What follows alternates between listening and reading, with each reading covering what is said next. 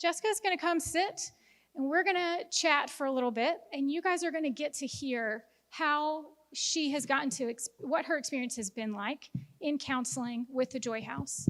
So a fun fact here with Jessica as well is that she was actually originally counseled by Gary. And over the last few years, I have had the privilege to get and sit and get to know her as well. So what we're going to do next is we're just going to sit and chat, and you're going to get to hear from her what her personal experience has been like. Hello, everyone. Thank you all for being here. Okay, so Jessica, I would love to just hear straight out of the gate, what is it that brought you to the Joy House? What led you to seek counseling? Yeah, so several years ago, my husband and I were, I think, a year or two into our marriage, and we began fostering with another foundation called Goshen Valley. I'm sure you guys are familiar with them. And through a lot of the support that they provide, they made this resource known to foster parents as well as everybody that volunteers there, and just said, hey, this is a great community partnership, and if there's ever a need for this, get connected with them. And so that's when I got plugged in with Gary, and it was really just a need to, I'm a talker, I like to talk, and I like to process things externally, and just had a lot going on in that season and thought it would be good to just have someone to talk to and get some sound advice from. So that's what brought me to the Joy House. Okay, great. Okay, so can you tell me a little bit about what your experience has been like? I know you've had two different counselors. We are not the same, but I just would love for you to share ups and downs, just what that has looked like to be able to utilize the counseling center here. Yes. I will say, and I tell all my friends and family this, counseling has changed my life. It has been something that has been so impactful for someone that, again, processes things externally.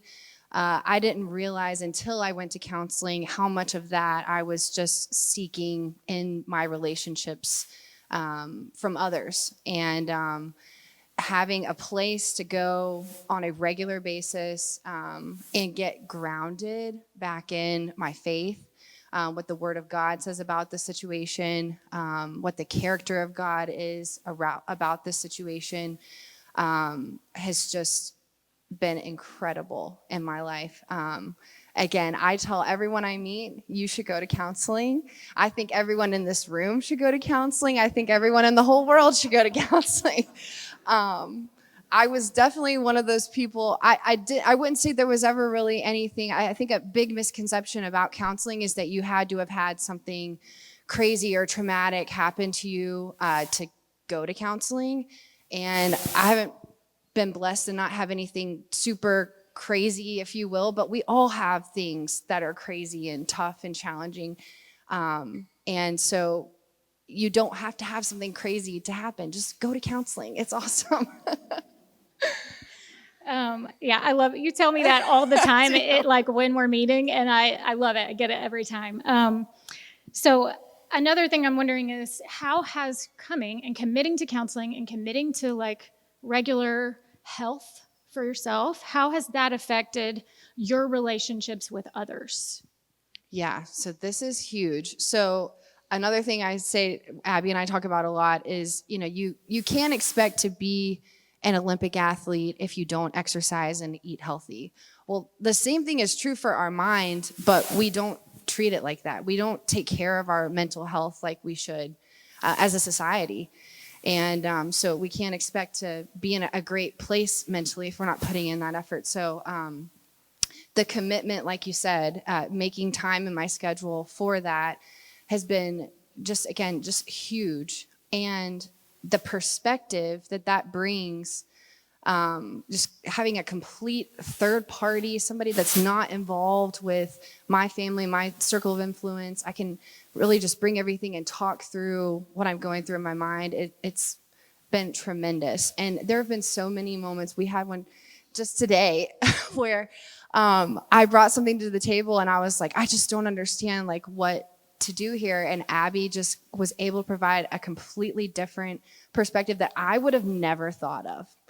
And that's what I love is I love just the perspective that having somebody like Abby and Gary brings to the table, and helps me kind of, again, just get grounded. Yeah, so I will share something that you spoke to me, it's been probably months ago now, but as a counselor, y'all, selfishly, it's like something I will hold on to that I don't think counselors get to, people aren't always this transparent in this way.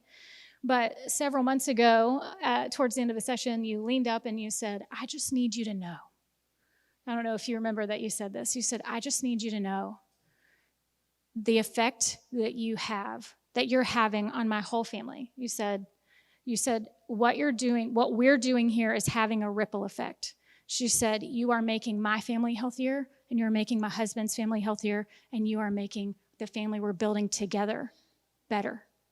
And y'all, counselors don't have people say that to, like, it's helpful, but it's like, that's not something you hear in the day-to-day. And it's something that I've written down as an encouragement of like, that's not me. That is the Lord. The Lord is having a ripple effect through this ministry. And so to have someone in the middle of a session feel like they need to say that is just really beautiful. And it's something I will hold on to with so much gratitude from you. And so one, I think, final question I would love to hear from you is just, what is something that you wish, like you have the floor tonight, what do you want people to know? What is something that you feel like you want to say and you want people to hear when it comes to the counseling center, counseling, who we are, whatever, something you've learned, anything? Go to counseling. I just cannot, I mean, you ask any friend, family member in my circle, I am just a huge cheerleader for this because it's impacted my life so much. And there are so many misconceptions, I think, around mental health in general in today's society, but with counseling specifically, if you've never been to counseling, you may think, okay, well, I'm gonna walk into this medical setting and there's gonna be a couch and I'm gonna lay down and put my feet up and talk about my feelings, and that's not how it is. I mean, there are couches. But but it is, like Abby was saying, we're friends. It's very much a friendship, and we're doing life together, and we get to share in these struggles together, and it's not what you think it is, and just give it a try. And even if you don't feel like you maybe need to go to counseling, we all, like I said, we all have so many things going on in our lives. It's just the society we live in, we feed off of the busy. So being able to take a moment and turn off your phone and just work on your mind, it's changed my life, and I encourage you to do the same. Yeah, great. Thank you so much. Thank you for being here and being willing.